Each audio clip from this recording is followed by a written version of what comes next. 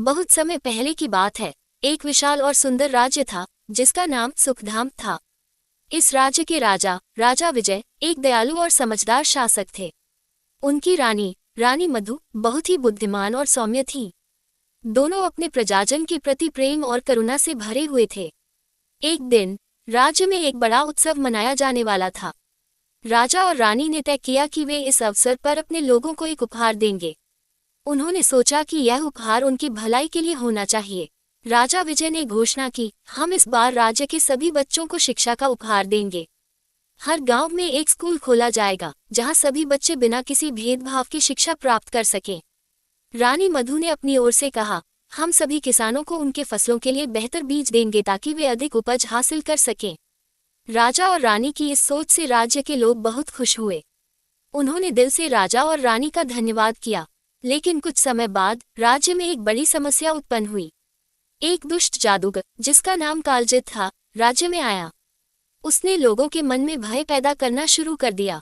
उसने कहा, यदि तुम राजा और रानी के उपहारों को स्वीकार करते हो तो मैं तुम्हारे राज्य को बर्बाद कर दूंगा।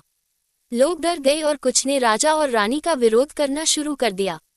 उन्होंने सोचा कि शायद जादूगर की बातें सच होंगी। राजा विजय और रानी मधु ने लोगों की चिंता को समझा, लेकिन उन्होंने हार नहीं मानी। राजा विजय ने एक सभा बुलाई और लोगों से कहा, डर के आगे जीत है। हमें अपने सच्चे मार्ग पर चलना चाहिए। यदि हम शिक्षित होंगे और अपने हक के लिए लड़ेंगे तो कोई भी हमें डरा नहीं सकता। रानी मधु ने भी कहा, हमें एकजुट होकर इस जादूगर का सामना करना होगा। यदि हम एक साथ खड़े होंगे तो कोई भी बुराई हमें नहीं रोक सकती। लोगों ने राजा और रानी के साहस को देखा और उनका साथ देने का निर्णय लिया। उन्होंने मिलकर जादूगर का सामना किया। राजा विजय ने अपने दिमाग और रानी मधु ने अपनी बुद्धि का उपयोग किया। उन्होंने जादूगर को एक योजना में फंसाया और उसे उसके ही जादू से परास्त कर दिया। राज्य में फिर से शांति बहाल हुई। लोगों ने महसूस किया कि शिक्षा और एकता में कितनी शक्ति होती है। राजा और रानी के योगदान को सभी ने सराहा। इस घटना के बाद सुखधाम राज्य में शिक्षा का स्तर बढ़ा और सभी लोग एकजुट होकर अपने अधिकारों की रक्षा करने लगे। राजा विजय और रानी मधु ने ये साबित कर दिया कि जब सच्चाई और एकता का साथ होता है तो कोई भी दुष्ट शक्ति टिक नहीं सकती।